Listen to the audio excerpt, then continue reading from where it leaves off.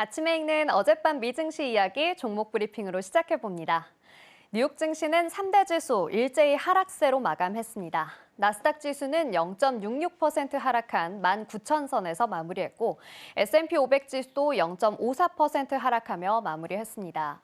다우존스 지수도 0.53% 하락하며 43,000선에서 거래를 마쳤습니다. 예상치에 부합한 CPI 발표, 나스닥과 S&P 500 지수의 사상 최고치 경신에도 불구하고 뉴욕 증시는 예상을 뛰어넘는 상승폭을 보여준 PPI에 깜짝 놀랐습니다. 미국 노동부가 발표한 11월 생산자 물가지수 PPI는 전년 동기 대비 3%, 전월 대비 0.4% 상승하며 시장의 예상치를 모두 웃돌았습니다. PPI 연간 상승세는 2023년 2월에 4.7% 이후 가장 가팔랐고 월간 상승률도 지난 6월 이후 5개월 만에 가장 높았습니다. 다만 근원 PPI 지수는 전월 대비 0.1% 상승하면서 직전월보다는 둔화하는 흐름을 보였고요. 11월 근원 PPI는 직전월과 같은 수준이었습니다.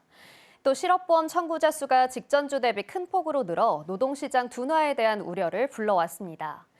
지난 한 주간 신규 실업보험 청구자 수는 24만 2천 명으로 직전주 대비 17,000명 증가하며 시장의 예상치를 웃돌았습니다.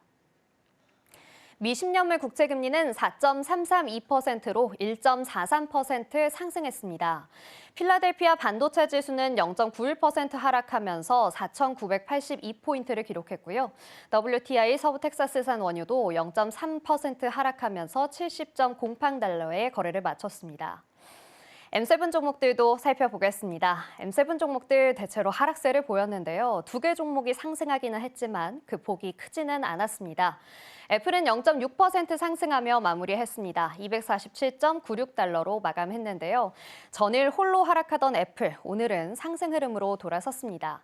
전날 1980년 상장 이래 최고 수준인 250달러를 넘어선 데 이어서 간밤에도 근처에서 거래됐습니다. 마이크로소프트는 0.13% 상승하며 마무리했습니다. 비트코인 투자 전략이 주주들의 반대로 인해 무산된 후 하락세를 보였었지만 오늘은 상승 흐름으로 돌아섰습니다. 엔비디아는 1.41% 하락하면서 137.34달러에 마무리했습니다.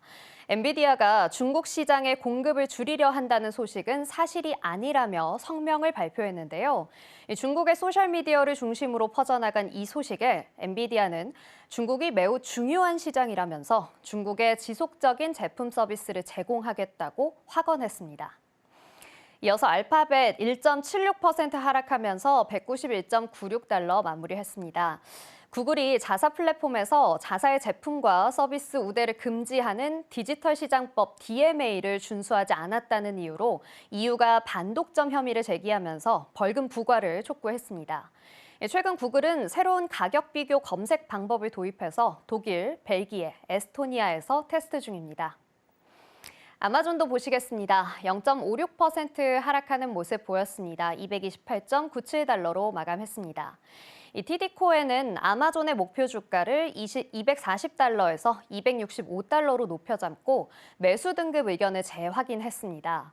또 2025년 최고의 대형주로 강조했는데요. 전문가들은 아마존의 주식이 고평가되었다는 시각도 있지만 TD코엔의 낙관적인 입장이 주가를 견인할 수도 있다는 분석을 내놨습니다.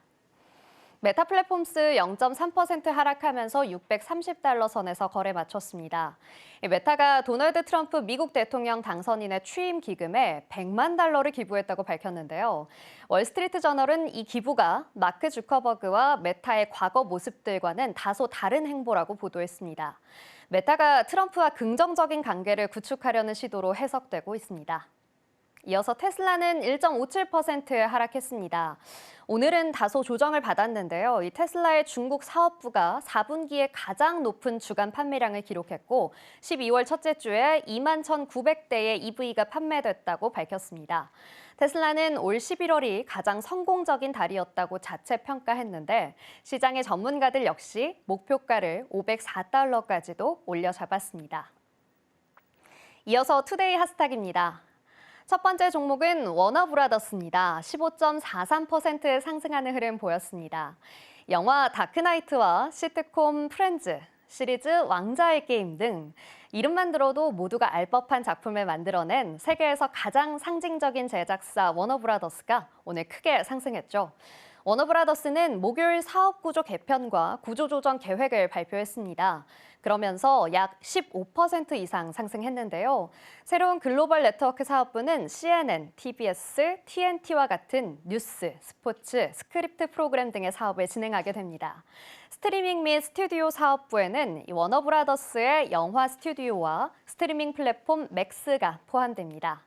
또 오랫동안 TV 프로그램의 강자로 여겨졌던 HBO도 스트리밍 사업부에 편입될 계획입니다.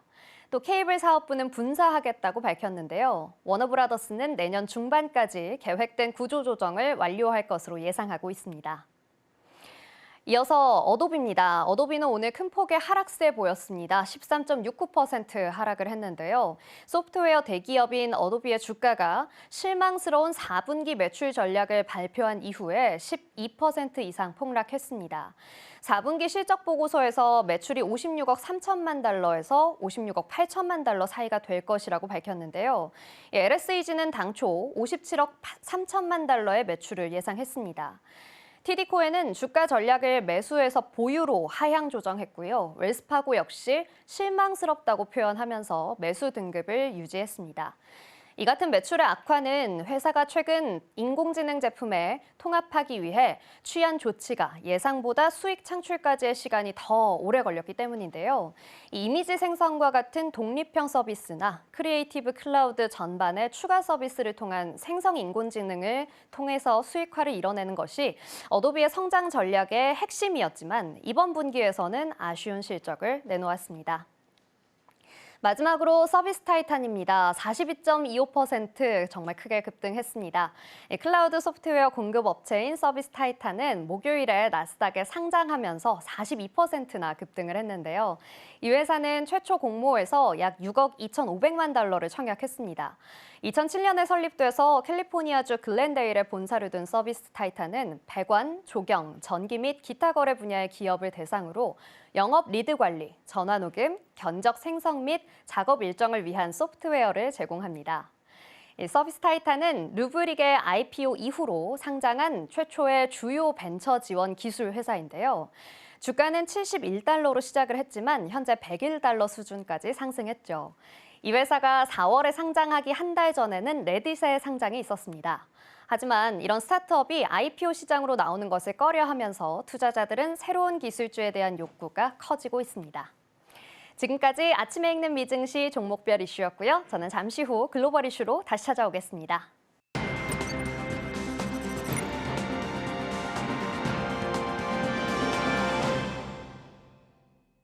오늘 아침 빼놓을 수 없는 글로벌 이슈 쉽게 읽어드립니다. 아침에 읽는 어젯밤 미증시 이야기 시작해 보겠습니다.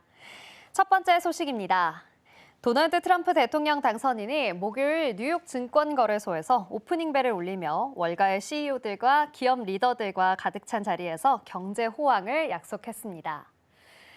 자, 트럼프 당선인은 우리는 여러분과 함께합니다 라며 분위기를 고조시켰는데요. 이 자리에는 차기 영부인 멜라니아 트럼프와 NYSE 사장 린 마틴 그리고 트럼프의 두 자녀가 함께 앉아 있었습니다. 1월 20일 취임하는 트럼프는 미국을 기업들에게 가능한 한 매력적인 곳으로 만들겠다는 계획을 이야기하면서 수많은 환호를 받았습니다. 이 자리에 참석한 사람들 중에는 골드만삭스와 시티그룹의 관계자들, 마스터카드, 타겟 등의 다양한 기업 관계자들이 함께했는데요. 어느 순간 관중들은 USA라고 함께 함성을 외치기도 했습니다. 트럼프 당선인은 아무도 본 적 없는 경제를 선보일 것이라고 약속했는데요.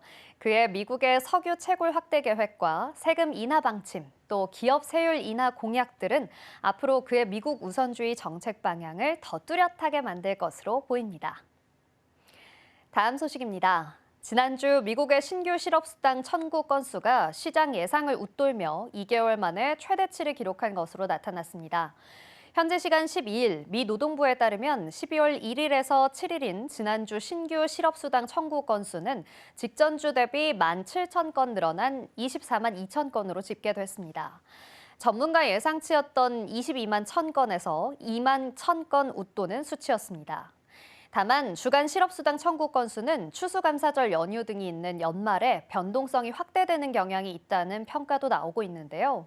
미 연준은 인플레이션이 2%대로 내려오면서 노동시장을 주시하고 있죠. 물가 안정과 완전 고용이라는 두 가지 임무를 모두 달성하기 위해 이번 12월에는 금리를 인하할 것이라는 전망이 우세한 가운데 페드는 고용이 완화되고 있으나 여전히 탄탄하고 미 경제 역시 강력하다고 진단했습니다. 다음 소식입니다. 도널드 트럼프 미국 대통령 당선인이 다음 달 열리는 취임식에 시진핑 중국 국가주석을 초청한 것으로 알려졌습니다.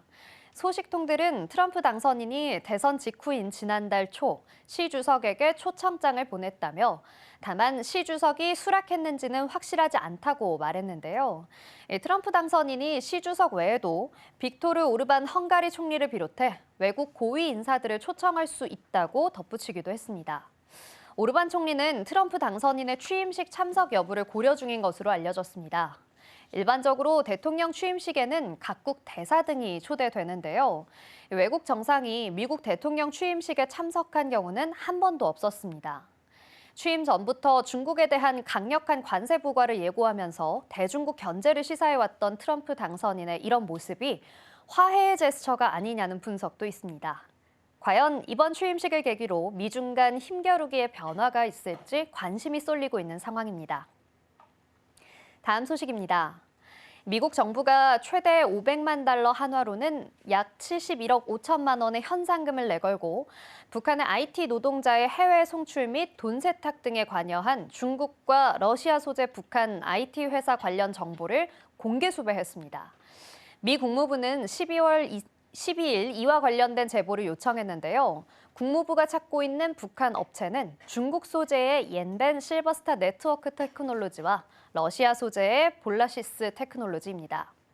미 국무부는 두 기업의 CEO인 정성화, 실버스타 대표인 김류성, 블라시스 대표인 리경식을 비롯해 14명의 회사 대표 및 직원의 영문과 한글 이름을 같이 공개했습니다. 국무부에 따르면 두 업체는 중국 지린성, 옌지, 러시아 블라디보스토크에 북한 IT 노동자 및 관리자를 파견한 뒤에 이들을 마치 프리랜서인 것처럼 속여서 미국을 비롯한 전 세계 기업에 취업시켰습니다. 이를 통해 2017년 4월부터 2023년까지 확보한 불법 수익 8,800만 달러, 약 1억 2,259억 원을 세탁해 북한에 제공했다는 혐의입니다. 지금까지 아침에 읽는 미증시 글로벌 이슈였습니다. 지금 바로 구독을 눌러보세요.